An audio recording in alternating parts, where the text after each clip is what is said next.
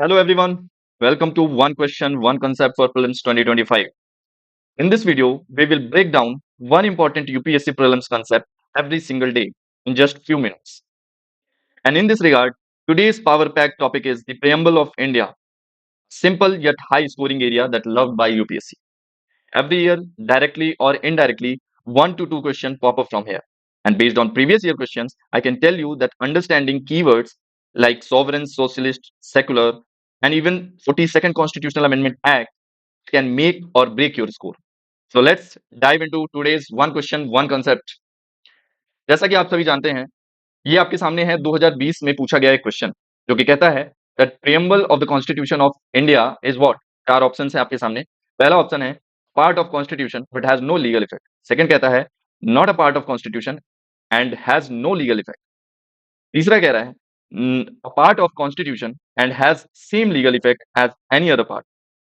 And D कह रहा है a part of the constitution but has no legal effect independently of other parts. Now see इसका answer तो ये हम सब जानते हैं, आप लोगों ने भी पीवाईक्यू सॉल्व किए होंगे। इसका आंसर ये है, but in the first instance C और बी में कंफ्यूजन हो सकता है और ये तभी हो सकता है जब अच्छे से कंसेप्ट क्लियर ना हो।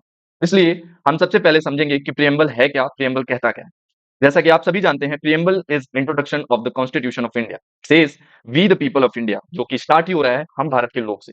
ये वर्ड अमेरिकन कॉन्स्टिट्यूशन से कॉपी किया गया है। जैसा कि वहां के कॉन्स्टिट्यूशन में लिखा गया है कि we the people of United States of America, same ऐसा भारत में भी लिया गया, we the people of India. Further says having solemnly resolved to constitute India into sovereign, socialist, secular, democratic republic. So these five words जो कि sovereign, socialist, secular, democratic republic, ये जो 5 वर्ड्स हैं, ये क्या बताते हैं? ये बताते हैं नेचर ऑफ प्रियम्बल, या जिसको कह सकते हैं nature of Indian state. Bharat को, भारत का नेचर बताते हैं कि भारत कैसा देश है। ठीक है, it is social, it is sovereign, it is secular, it is democratic and Republic. ध्यान से समझो, सोवरेन का मतलब जैसा कि आप सभी जानते हैं, मैं सिर्फ इंडिया के पर्सपेक्टिव में as Indian preamble, Indian constitution के प्रियम्बल के पर्सपेक्टिव में बात करूंगा। ठीक है ना। तो सोवरेन का मतलब India is a capable of managing its own affairs, whether it is external और इंटरनल। नाउ सोशलिस्ट की बात करें, in simple word, India is a mixed economy which includes both private and public enterprises.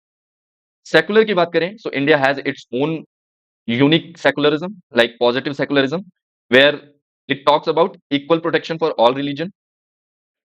Democratic की बात करें, so democratic is like India has it's parliamentary democracy, India adopted parliamentary democracy which says collective responsibility of council of minister towards whom, that is legislature. Now republic is like two things, like head of the state जो कि हमारी president है, so head of state is elected for a fixed term, and also it means lex rex policy, like law is the king of kings, that is constitution और law is a supreme, सबके ऊपर, सब यानी कि prime minister, president, supreme court और कोई भी हो, सबके ऊपर कौन प्रिवेल करेगा? Law, that is constitution of India. ठीक है,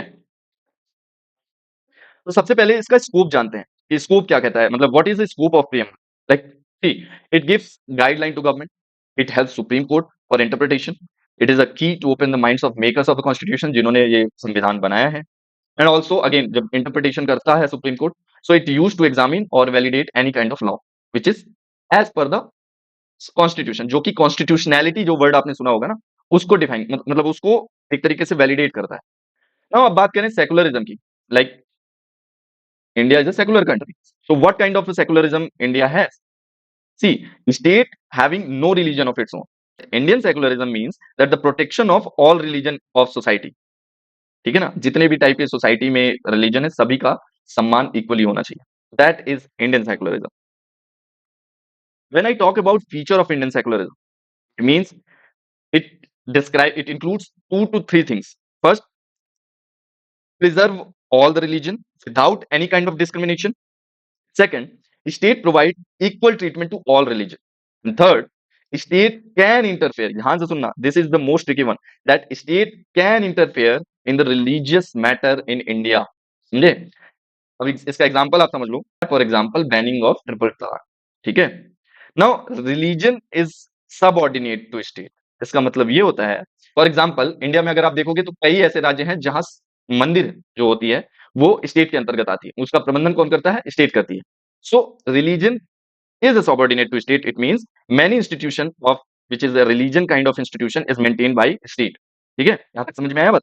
नाउ अगर कॉन्स्टिट्यूशनल प्रोविजंस की बात करें कि सेकुलरिज्म को कॉन्स्टिट्यूशन का किस आर्टिकल से प्रिवेल कर रहा है, उसको समझने के लिए आपको समझना होगा आर्टिकल 14, आर्टिकल 25 टू 28, ठीक है ना? और आर्टिकल 15 की भी बात करें, 15 भी होगा, 16, 17, 18। ध्यान से सोचो, article 14 talked about equality before law, ठीक है? Article 15 no discrimination on the basis of religion also, उसमें रिलीजन वर्ड भी है। आर्टिकल 25 टू 28 तो पूरा का पूरा राइट टू रिलीजन ही है, right to freedom of religion. Now article 16, 17, 18 is basically equal opportunity, no title, abolition of untouchability, ये सारी चीजें। तो ये सारी चीजें डायरेक्टली इनडायरेक्टली प्रिवेल करती हैं किसको? सेकुलरिज्म को, ठीक है? नाउ अब समझते हैं अमेंडेबिलिटी के बारे में। ये बहुत इंपॉर्टेंट टॉपिक है बिकॉज इससे क्वेश्चंस पूछे गए हैं। सबसे पहले ये क्वेश्चन उठता है बेरूबारी केस 1960 में प्रियम्बल कॉन्स्टिट्यूशन का पार्ट है या नहीं है। तो सुप्रीम कोर्ट ने अपने इस केस के जजमेंट में सीधा सीधा कहा कि preamble is not a part of constitution of India. But after this case, जब केशवानंद भारती का केस हुआ जो कि लैंडमार्क जजमेंट था, जो कि आप सब जानते हैं उसके बारे में, उसमें सुप्रीम कोर्ट ने माना कि preamble is part of constitution, और फिर इसी को एसआर बोम्मई केस 1994 में लेजिटिमाइज कर दिया गया, अगेन प्रिवेल कर दिया गया that it is a integral part of constitution. और अगर अब इसकी करंट स्टेटस के बारे में बात करें, it is a part of constitution of India and also it can be amended but without affecting the basic structure. जैसा कि आप सभी जानते हैं कि केशवानंद भारती केस में बेसिक स्ट्रक्चर डॉक्ट्राइन को हमारे जुडिशियरी ने इनोवेशन के थ्रू एक नया टर्म फाइंड किया जिसको डॉक्ट्राइन ऑफ बेसिक स्ट्रक्चर कहा गया, और उसके तहत संविधान में कुछ ऐसे ऐसे तत्व हैं, जिस ऐसे सब्सटेंसेस हैं, ऐसी चीज हैं जो मूलभूत संविधान को दर्शाता है और उसे किसी भी हाल में अमेंड नहीं किया जा सकता, ठीक है? ये क्वेश्चन अभी रिसेंट ईयर्स में ये भी पूछा गया था कि ऑब्जेक्टिव रेजोल्यूशन में क्या लिखा था, उसमें कौन से वर्ड थे। तो ऑब्जेक्टिव रेजोल्यूशन की अगर मैं बात करूं, so it was introduced by Jawaharlal Nehru in the constituent assembly 30 दिसंबर 1946 को ये इंट्रोड्यूस किया गया था, और 22 जनवरी 1947 को यूनानिमसली सर्वसम्मति से इसे अडॉप्ट किया गया था। See objective resolution basically talked about India as an independent sovereign or republic state. Also talked about the justice of social, economic, political, and equality of status, equality of opportunities before the law, freedom of thoughts, expression, belief, faith, worship, subject to law and public morality. तो objective resolution में भी क्या लिखा है ये भी हमें पता होना चाहिए। आपको इस तरीके से ये सारी छोटी-छोटी बातों को ध्यान में रखना है और रिवाइज करके जाना है, ठीक है? चलो, जाते-जाते मैं आपसे 2 क्वेश्चन पूछूंगा, इसको आपको कमेंट सेक्शन में जरूर लिख करके बताना है। Which one of the following objective is not embodied in the preamble of the Constitution? 2017 का क्वेश्चन है, आपको बताना है। Liberty of thoughts, economic liberty, liberty of expression, liberty of belief, बहुत इजी है, आप बताएंगे कमेंट करके। नाउ अगला कहता है socialist and secular word added to the preamble of constitution of India by which amendment? ये भी बहुत इजी है, आपको बताना है कमेंट सेक्शन में। और इस तरीके से आपको छोटे से छोटे टॉपिक को, छोटे से छोटे पॉइंट को याद रखना है, ठीक है? So that's it for today.